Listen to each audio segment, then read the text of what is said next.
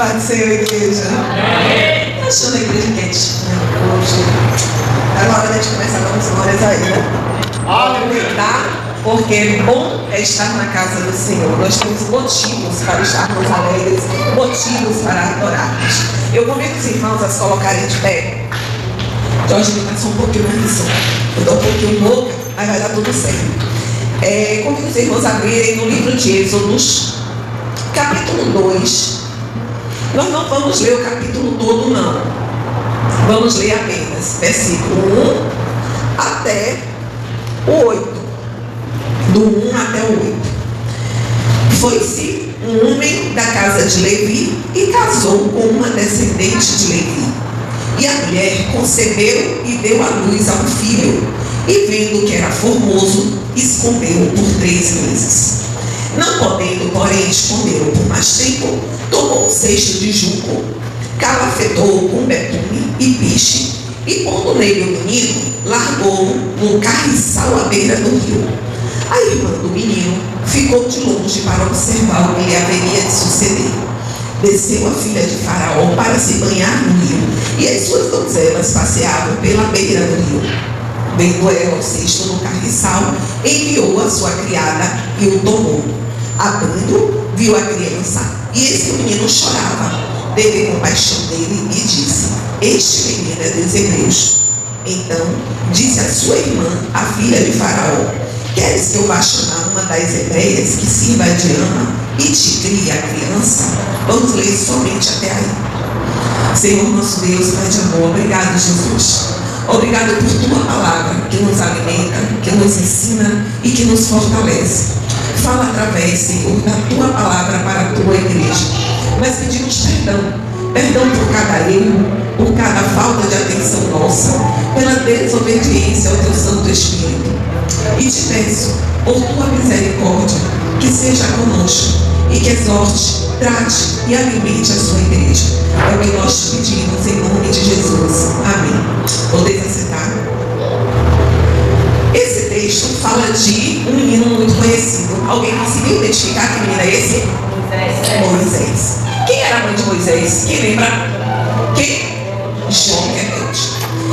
Hoje nós vamos estar pensando um pouquinho sobre esse texto, que na verdade ele começa bem antes, em um tempo histórico onde os filhos dos hebreus, homens, estavam condenados à morte, para que aquele povo não crescesse de tal forma a se tornar forte e ter forças contra o reino de Faraó. Era uma época onde quem tinha um filho homem tinha um grande poder nas mãos, porque historicamente as terras, os reinos eram conquistados pela força do braço. As mulheres não iam à guerra, mas os homens iam. Então a casa que tinha muitos filhos homens era uma casa próspera, protegida. As mulheres, elas eram um complemento daquela casa. E Faraó começou a se preocupar com o crescimento do povo hebreu, porque as mulheres, quando elas geravam filhos, elas pariam as crianças sem ter que fazer muito esforço, sem precisar de muita ajuda. E durante um tempo, digamos assim, as mulheres que obedeciam a Faraó eram como se fossem as escravas do reinado. Elas receberam uma ordem de Faraó: todas as vezes que uma mulher hebraica fosse dar luz, que elas matassem se visse que era menino. Mas durante um tempo, as escravas que faziam esse serviço, elas desobedeceram a Faraó. E o que foi que aconteceu? O povo hebraico cresceu e foi ficando forte. E isso chegou aos ouvidos de Faraó. Isso incomodou a Faraó. E ele deu uma ordem decisiva: quero que mate todos os meninos que forem nascidos daquela época até onde ele havia determinado. Só que havia uma mulher hebraica, ela já tinha 2 filhos mais velhos, né? Era uma menina e um menino. E nasceu esse bebê. A Bíblia relata que era um bebê belo, forte. E ela escondeu esse bebê por 3 meses. Nós estamos aqui na igreja algumas mães. E quem é mãe sabe que fazer um bebê ficar quieto, calado, nem que ela botasse para mamar 24 horas por dia, ainda assim não conseguiria. Raríssimas crianças conseguem ser mais tranquilas filho, né? Chorar menos. E Joquebede conseguiu essa proeza. Só que o bebê estava crescendo e ela não tinha mais como dar de comer. E aquela mulher precisou de coragem. E a palavra que hoje o Senhor trouxe ao meu coração para a igreja é coragem. Quantas vezes nós, servos de Deus, homens, mulheres, crianças e adolescentes, somos tomados pelo espírito de medo? Porque se você não sabia, o medo é um espírito. E ele é um espírito que age para paralisar, para matar, para roubar sonhos, para frustrar seus planos. E Joquebede foi uma mulher que reuniu toda a coragem que ela tinha. Ela foi valente. E ela sabia que só havia uma chance daquela criança sobreviver. Seria no reino, caso alguém de Faraó se compadecesse da criança e a recebesse. Só que toda mulher, ela tem uma coisa com ela chamada sensibilidade. Poucas fogem a essa regra. E ela apostou tudo na sensibilidade da filha de Faraó. Ela sabia a hora, o lugar que a filha de Faraó tomava banho, que ela ia no rio com as criadas. E ela mandou preparar um cesto. Eu fui imaginando, né? Ela colocar o bebê dela de 3 meses num cesto. Em um rio que não é um rio raso. Quem já estudou história sabe que é um rio profundo. É um rio de águas que tem movimentos intensos. E ela colocava o seu bebê naquele cesto. Mas ela tinha um diferencial. Não era uma coragem qualquer. Era a coragem daquele que crê em um Deus vivo. É a coragem daquele que sabe quem é que prepara, guarda e é o seu ajudador. É a coragem daquele que sabe que ainda que tudo esteja difícil, ele não está sozinho. E ela reuniu toda a sua coragem nesse plano. Só que tem um detalhe. Quem tem mais de 2 filhos, 3 filhos, sabe que o carinho que você tem por um, você tem pelos outros. Às vezes acontece que você tem mais afinidade com um do que com o outro, mas o carinho, o amor é o mesmo. E ela arriscou, porque ela arriscou também a filha, para que o filho fosse salvo. Eu ouso pensar que em algum momento Deus havia falado com Joquebede que ele tinha planos maiores para a vida de Moisés. Moisés precisava chegar ao palácio para que toda a história de libertação do povo hebreu se cumprisse. Mas aí eu fico pensando, e se Joquebede tivesse, como a gente costuma dizer, cuida da corda? Se Joquebede não tivesse tido a coragem que ela teve, porque eu vou dizer uma coisa a vocês, precisou de muita coragem, não foi pouca não. E se ela desse lugar ao espírito de medo? E se ela tivesse pensado, mas seria melhor eu perder um e ficar com 2 do que eu perder os 3? Porque ela arriscou os filhos, o marido, porque se Faraó descobrisse o que ela fez, ele ia mandar matar a família toda. Mas ela sabia que Deus tinha algo a fazer. E aí vocês vão me dizer assim, mas, irmã André, o que isso tem a ver com a pregação de hoje, Dia das Mães? Não é porque Joquebede foi uma mãe. É porque Joquebede teve a coragem de ser a serva de Deus que ela foi chamada para ser. Hoje pela manhã eu estava assistindo uma pregação e a pessoa que trouxe a palavra falava justamente sobre como hoje é um dia que para uns talvez seja um pouco difícil. E essa pessoa que estava falando isso havia perdido seu filho há alguns anos. É mãe e havia perdido seu filho. De fato, não é um dia muito fácil. Porque a gente lembra de pessoas queridas que não estão mais conosco. Mas a relação de mãe e filho é uma coisa que só o próprio Deus pode explicar. É uma relação que é muito profunda. Então, tanto a ausência da mãe, ela pesa muito para o filho, como o contrário, a ausência de um filho dói muito na sua mãe. E eu não estou falando de ausência de quem poderia viver e não foi. Não estou falando de ausência de quem mora longe. Eu estou falando de ausência de quem gostaria de estar perto, sabe que aqui nessa terra não vai poder mais. Mas, lembrando de Joquebede e de quem é esse Deus que a gente serve, a gente precisa lembrar que os dias difíceis e de luta, Ele nos habilita para nos tornarmos mais fortes, para que nós nos tornemos servos e servas de Deus, exemplos para outros, onde nós estivermos. A minha dor, a dor de quem passou por uma perda, é a dor de quem ainda, apesar de estar de pé, apesar de ter perdido alguém, apesar de não estar com quem eu queria, mas eu estou de pé. E Joquebede, como mãe, nos ensinou isso. Joquebede, ela passou praticamente toda a sua vida vendo seu filho crescer meio que de longe, porque a filha de Faraó até levou o menino para que ele ficasse com ela um tempo, mas depois ela teve que devolver o menino para o palácio. Quando ele começou a crescer, quando ele começou a andar, ela precisou devolver ele para o palácio. E aí ela teve a segunda perda. O filho estava vivo, mas ela não podia ter perto, ela não podia nem contar que era dela. E quantas vezes a gente se vê em situações que a gente precisa lançar mão dessa coragem, para a gente dizer assim: ó, eu estou com medo sim, mas o Deus que está em mim, Ele disse que eu posso todas as coisas nele. Ele disse que comigo Ele ia até o fim, que as guerras que eu luto não são minhas, são dele.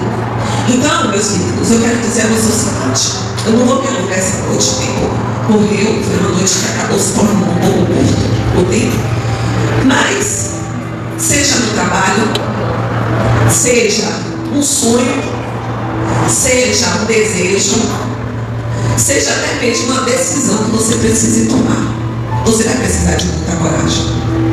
Você vai precisar inclusive de coragem para continuar vivo aqui.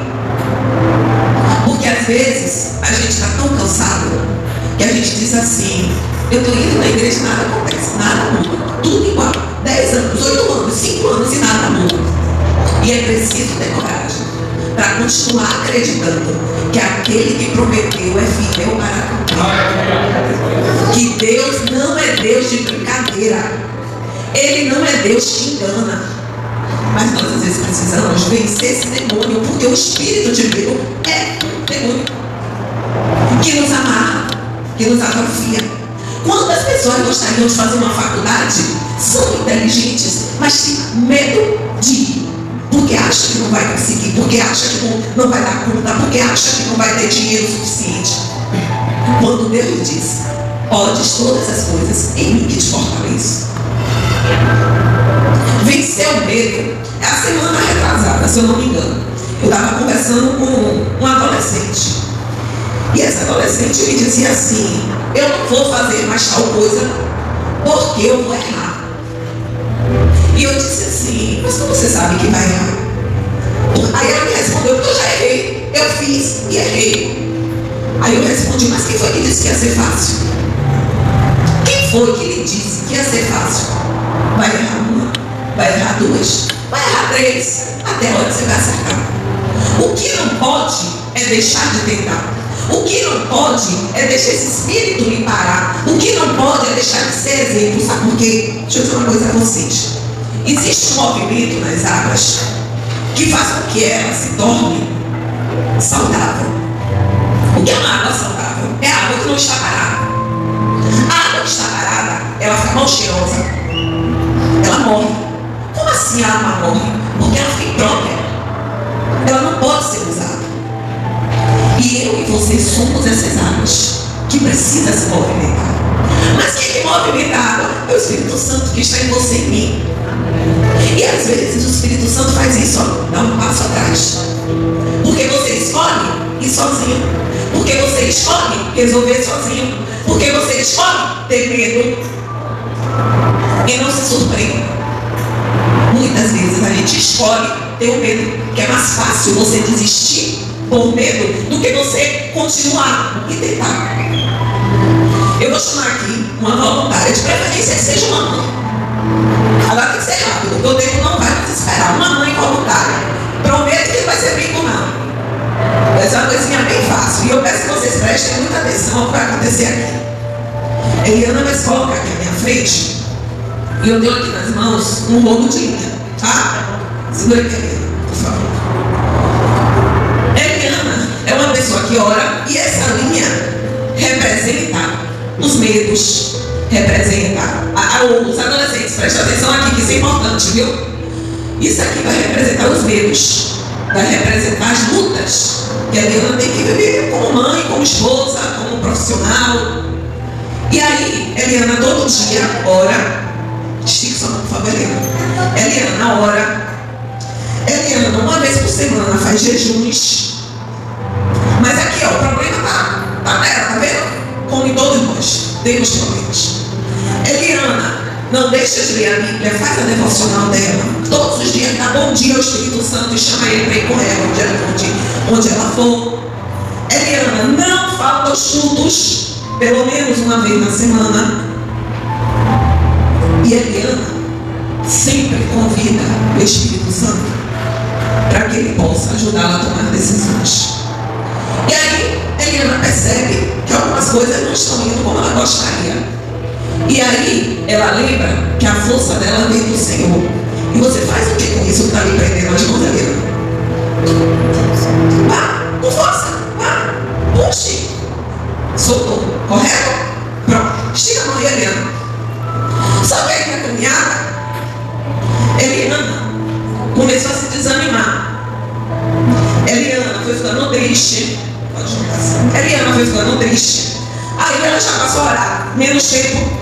Ela passou a ficar. Ela passou a ficar mais medrosa. As coisas aconteciam e Eliana dizia assim: sabe de uma? Eu vou resolver sozinha. Está demorando muito. Eu acho que Deus não vai responder agora, não. E se eu não resolver, não vai ser dessa vez.